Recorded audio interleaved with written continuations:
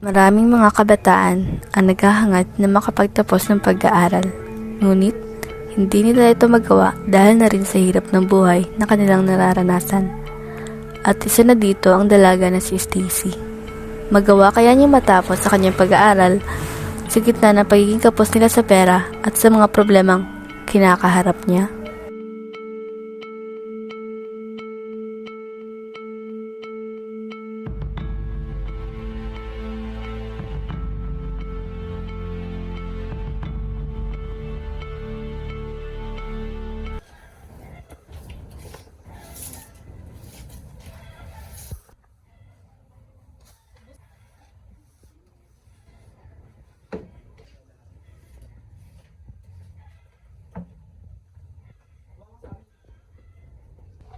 Nay, pasok na po ako ha. Ay, sige anak, ito na yung ano, pag isang linggo. Salamat. Dali na anak, pasensya na yung ano.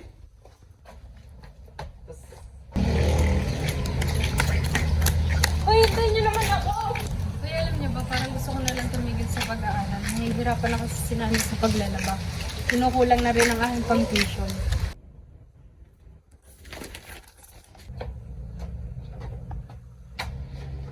Walang kwentang buhay to.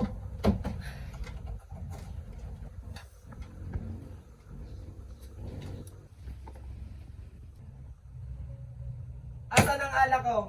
Tay, hindi ko po alam. Ilabas niyo ang alak ko. Ilabas niyo ang alak ko. Walang kwentang pamilya to.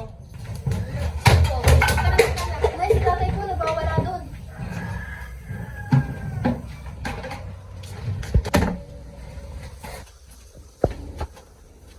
Bigyan niyo akong pera. Wala na akong pera. Kita mo naman paglalabandera lang ang hanap buhay ko. Hindi na rin sapat yun para sa dalawang bata. Wala ka talagang kwentang asawa.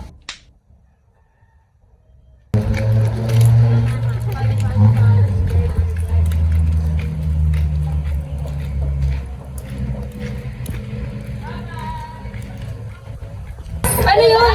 Sa amin kaya yun? Basta bigyan mo akong pera. Talagang kwentang asawa. Tumigil ka na nga. Ito kasi nga mo, nangihingi na naman pera. Wala naman tayong pera. Ay, bigyan mo akong pera. Wala na po akong pera.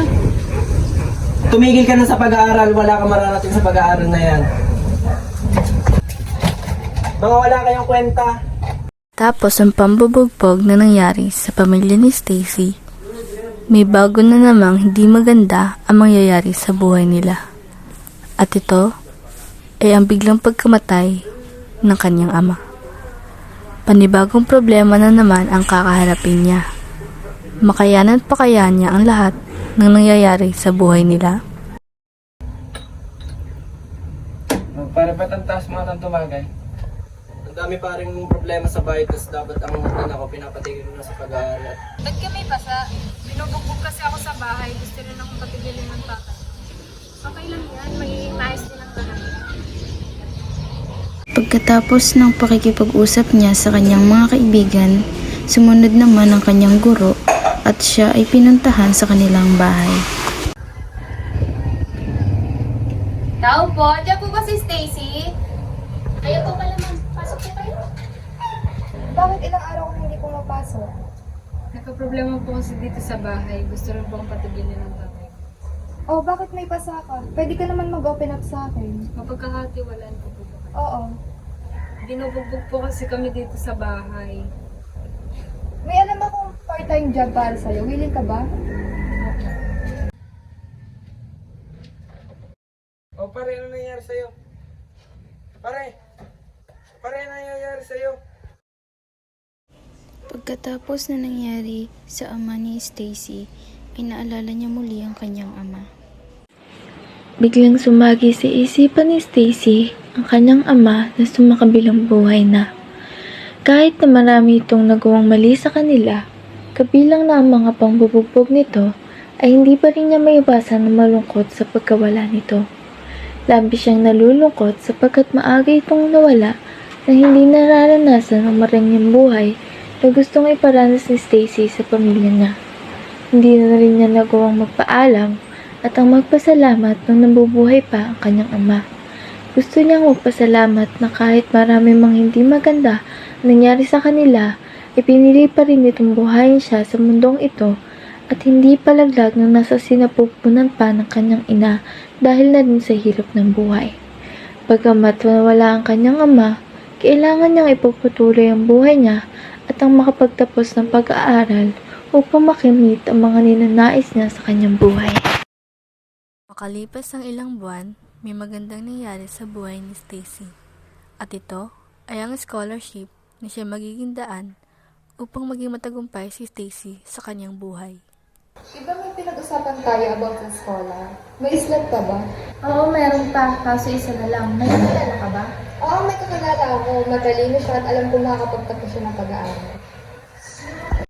Pagkatapos ng pag-uusap ng dalawang profesor, ay agad nang ipinatawag ng guro ni Stacy para papuntahin at sabihin ang tungkol sa scholar niya, na siya ay isa sa mga napili at ilagay sa slot na natitira. Kaya kita pinapunta dito kasi may alam kong slot para sa scholar at ikaw yung napili ko. Talaga po, ma'am? Maraming salamat po. Malaking tulong po ito para sa amin. Agad na nagpahinga si Stacy pagkagaling niya sa eskwelahan. Ngunit hindi niya inaasahan na kanyang mapapanaginipan ang kanyang ama. Stacy anak, alam kong huli na ang lahat dahil wala na ako. Pero sana ay hindi pa huli para mapatawad mo ako sa mga kasalanang nagawa ko sa iyo. Hindi man lang ako nakahingi ng tawad sa iyo bago ako mawala. Ang dami kong pagkukulang sa inyo. Pagpasensyahan mo muna kung naging isa akong walang kwentang ama. Sobra kong pinagsisisihan ang lahat ng nagawa ko sa inyo, sa mga pambubugbog sa inyo pag nalalasing ako at pagiging batugan kong ama.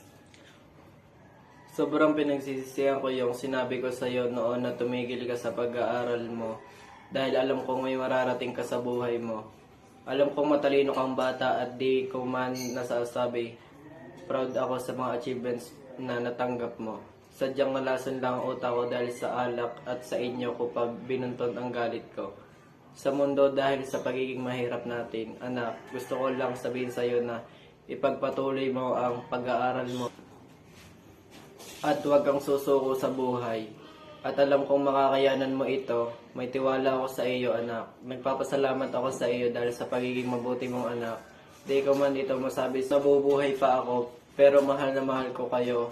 Kung may susunod na buhay man, ay gusto kong bumawi sa inyo at maging isang mabuting ama. Paalam. Ay, huwag po kayo mag-alala. Alam ko pong magiging maisang lahat at matagal ko na po kayong napatawad.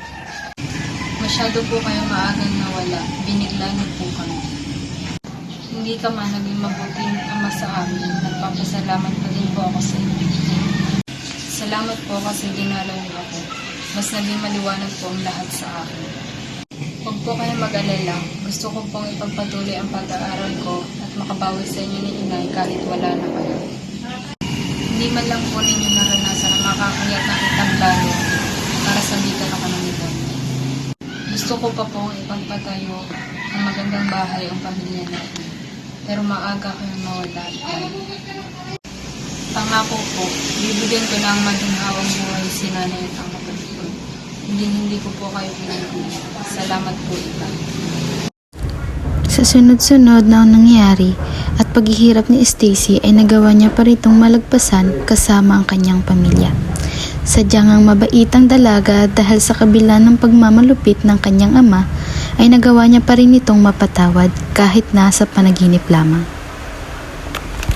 Talaga namang matapang at kahanga-hanga ang dalagang si Stacy dahil sa kabila ng hirap na kanyang pinagdaanan, siya ay nakapagtapos ng pag-aaral at higit pa dito, siya ay nakapundar ng magandang bahay at nakabili ng sariling kotse.